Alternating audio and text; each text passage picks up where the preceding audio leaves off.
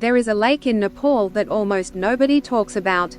It sits at 3,611 meters above sea level, buried deep in the remote Dolpo region of western Nepal, surrounded by cliffs that drop straight into water so blue it doesn't look real. It has no fish, nothing lives in it, and it is one of the most sacred, most extraordinary places I have ever stood in front of.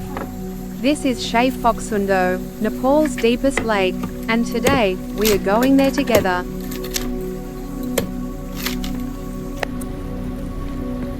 Let us start with the numbers, because the numbers are remarkable. Phoksundo is Nepal's deepest lake, 145 meters at its deepest point. It sits at 3,611 meters above sea level, covers nearly 5 square kilometers, and is roughly shaped like the letter Y, stretching about 6 kilometers end to end. It was formed 30,000 to 40,000 years ago, not by glaciers, but by a massive natural landslide that dammed the valley. Over thousands of years, glacial meltwater poured in from the Kanjiroba and Sagar Himalayas, and the lake slowly filled. The color, that impossible turquoise blue, comes from two things. The water has an extremely high mineral content, and there is no aquatic life at all. No fish, no algae, no plankton. The mineral richness makes it almost impossible for anything to survive. And that biological silence is what gives the lake its extraordinary clarity and that color that no photograph ever quite captures correctly. In 2007, Phoksundo was designated a Ramsar site, a wetland of global importance. It sits inside Shey Phoksundo National Park, which is the largest national park in Nepal and the only trans-Himalayan national park in the country, covering over 3,500 square kilometers. But the science is only half the story. Because for the people who have lived here for centuries, the Bon people of Ringmo village, Phoksundo is not a geological event. It is a living deity. The legend goes like this. Long ago, where the lake now stands, there was a village. Ordinary people, ordinary lives. One day a wandering Bon master came seeking food and shelter. The villagers turned him away, all except one woman, who opened her door and offered what she had. Before he left, he whispered to her, "Leave tonight, go to higher ground, and do not look back." That night, the valley flooded. A wall of water swallowed everything. And where the village once stood, the lake appeared. Still, turquoise, enormous. To this day, the people of Ringmo believe the souls of that drowned village rest beneath the surface. Swimming is forbidden. Fishing is forbidden. Washing clothes in the water is forbidden. The lake is not a resource. It is a sacred being.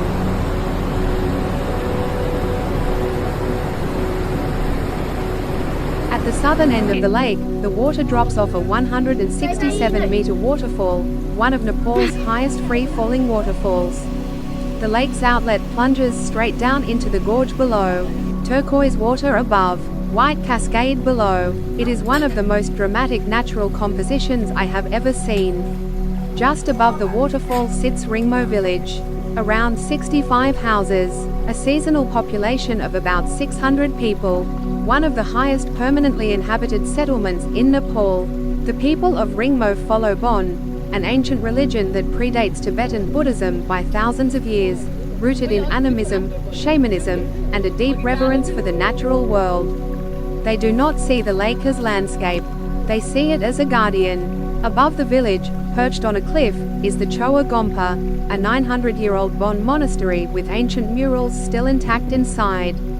It is one of the most peaceful, quietly powerful places on the entire trek. The local economy runs on yak herding, potato farming, the only crop that survives at this altitude, and the harvesting of Tshowa, a parasitic fungus that grows on caterpillars in the high meadows and is one of the most valuable natural substances in Asia.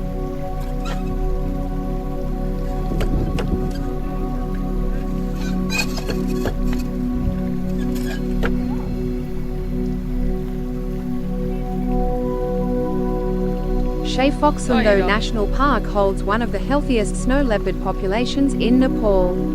Blue sheep, the leopard's main prey, are common on the high ridgelines. Musk deer, red panda, Himalayan black bear, Tibetan wolf.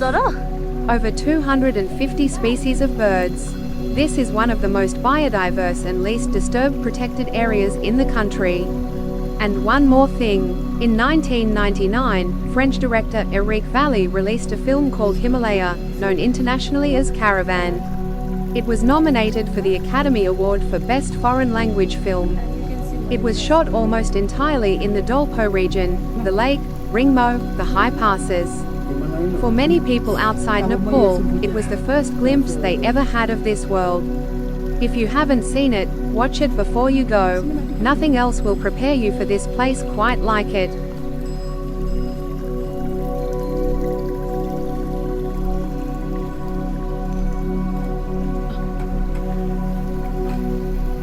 So what is the best time to go? Spring, March to May, and autumn, September to November, are the two ideal seasons. Autumn in particular gives you the most stable weather, clearest skies, and the lake at its most mirror still. Winter is harsh and some high passes may close. Monsoon brings more cloud but far fewer visitors. Some trekkers prefer it specifically for that reason. Dolpo sits in the rain shadow of Dhaulagiri and stays drier than most of Nepal even during the wet season.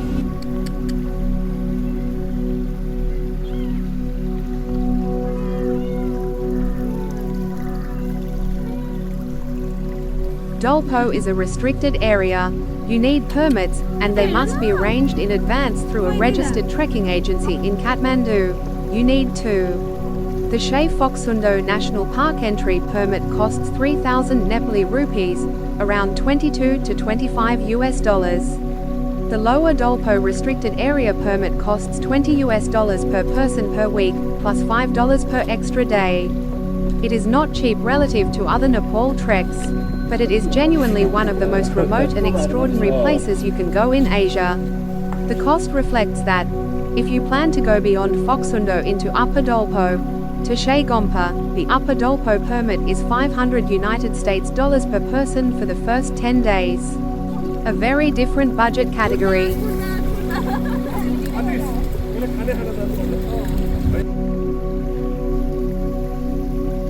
I want to try to describe something that resists description.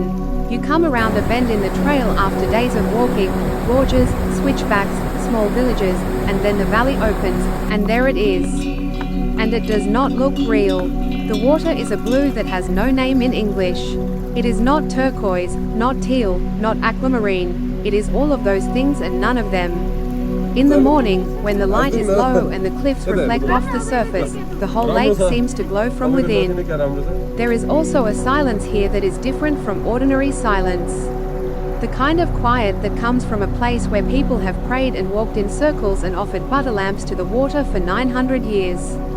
Shey Phoksundo is not the easiest place to reach, but it is one of the most extraordinary, and Nepal's most mysterious lake deserves to be known. Thank you for watching. Questions in the comments, I read every single one. Subscribe if you want to come along on the next one.